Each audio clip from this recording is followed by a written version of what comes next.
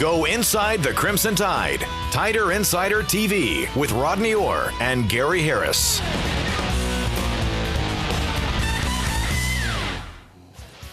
Here we go on Tider Insider TV. The conference coaches released their all-SEC squad on Tuesday, and Alabama was well represented on the first team. Offensive tackle James Carpenter, wide receiver Julio Jones, defensive end Marcel Darius, and strong safety Mark Barron all made the coaches' first team all-SEC squad.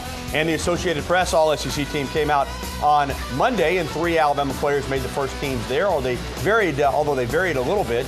Julio Jones and Mark Barron, both first-team All-SEC, but Darius and Carpenter didn't make first team, but Barrett Jones, the offensive guard from Memphis, Tennessee, did make the Associated Press first-team All-SEC as voted on by the media.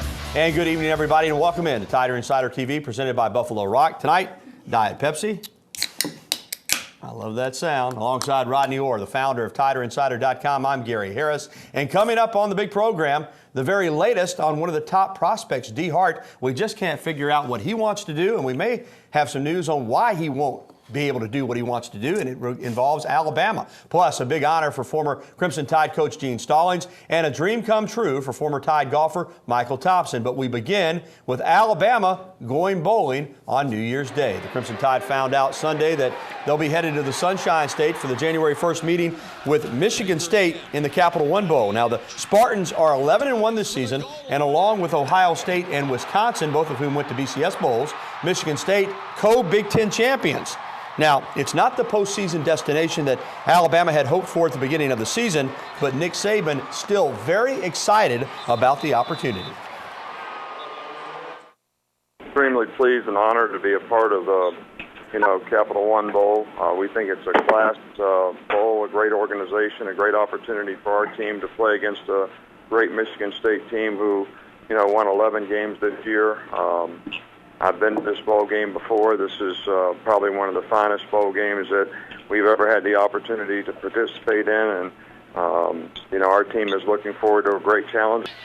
Now, a lot of ties between these two schools. Of course, Nick Saban walked the sidelines in East Lansing from 1995 through 1999. Bobby Williams, the Crimson Tide special teams coach, took over for head coach after Nick Saban went to LSU. Also, Mike Vomar, the director of football operations at Alabama, came from Michigan State to take that position. And the head coach of the Spartans, Mark D'Antonio, worked for Nick Saban at Michigan State before becoming the head coach. And, of course, Mark Ingram is from nearby Flint. So, Rodney, we've got all kinds of ties. A regular season meeting between these two teams has been signed for the future, but they're going to wind up meeting here in just a few weeks in the Capital One Bowl. And I know it's not a BCS game, but what a matchup. You're talking about Alabama team, defending national champions, preseason #1, against the co-champions of the Big Ten Conference, 11-1 record. This is a marquee matchup. Well, this is what Michigan State's probably their best team since 1966 when they shared the national championship with Notre Dame in a year that probably Alabama should have been #1 for the 3rd straight year. But anyway, that's another story. You're talking about Alabama. If they win this game, Gary, to give them 36 wins over the past 3 years, that's 12 wins a season. That's 3 straight seasons of 10 wins or more. That's pretty impressive what Nick Saban has done since his first season. And you talk about Michigan State, they're an outstanding team. They're very balanced offensively. They can run the football, as you see there. They can throw it also.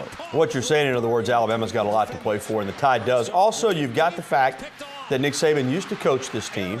He lost to LSU this season, and I know he's long since moved on, but you don't want to lose ever to a place where you used to be the head coach. Also, to a coach that really learned from you. A lot of respect between D'Antonio and Saban, but this is a game that I imagine Nick Saban wants to win. Oh, absolutely. Well, I think he wants, as you know, understatement to say he wants to win them all. But also Mark Ingram, you mentioned that his connection there being from nearby Flint, but he almost went to Michigan State. Right. His dad was recruited to Michigan State by Nick Saban. So again, a lot of ties between the two programs. As you mentioned, they're going to have a series down the road. And, you look at Greg McElroy and his record at Alabama and all the wins, and it's kind of like Jay Barker in his last game against Ohio State.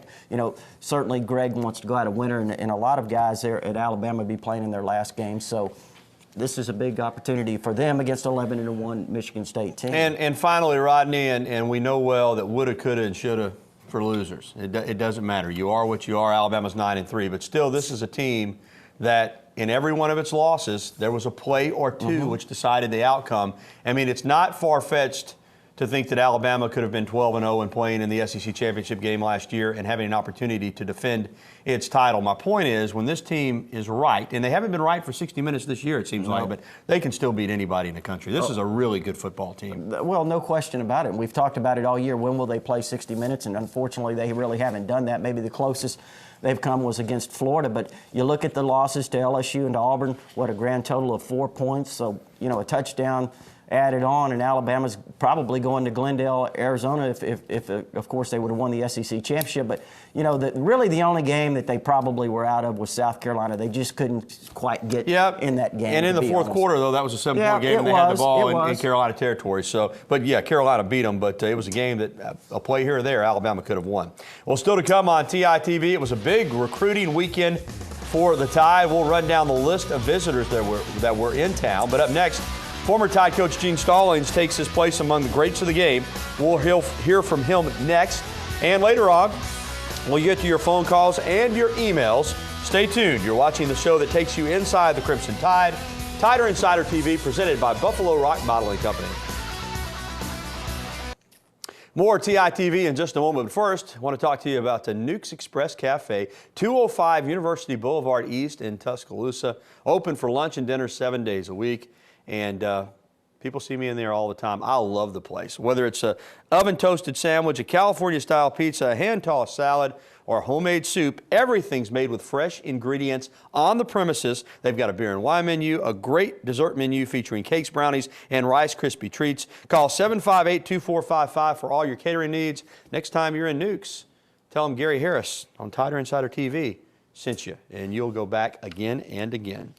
Well, tonight, former Crimson Tide coach Gene Stallings and 13 others will be inducted into the College Football Hall of Fame in New York City. The class of 2010 includes everyone from Heisman Trophy winners to national championship coaches like Stallings. Stallings says in his case, he owes most of the credit to his former players.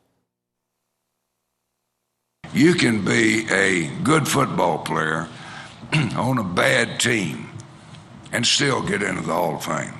If you are a football coach, you go into the Hall of Fame because you've had good players and coaches, and I'm most appreciative of that. Alabama senior quarterback Greg McElroy is also in New York for the National Football Foundation dinner tonight. The winner of the William V. Campbell Trophy will be announced. He is one of 16 finalists for that award, billed as college football's most prestigious academic honor. It is given to the sport's top senior scholar athlete. And good luck to Greg McElroy tonight in New York City, and congratulations to Coach Stallings. Well, coming up, Rodney Orr has your recruiting roundup for tonight. He'll run down the list of visitors that were in Tuscaloosa this past weekend and give you the very latest in the D. Hart saga. Just don't know what's happening with him, but Rodney does. He'll tell you about it. And Tider Insider TV will be taking your phone calls and answering your email questions, 205-348-WVUA. That's 348-9882. Or you can email us, TITV@WVUATV.com. We'll be back in a couple of minutes. Stay with us.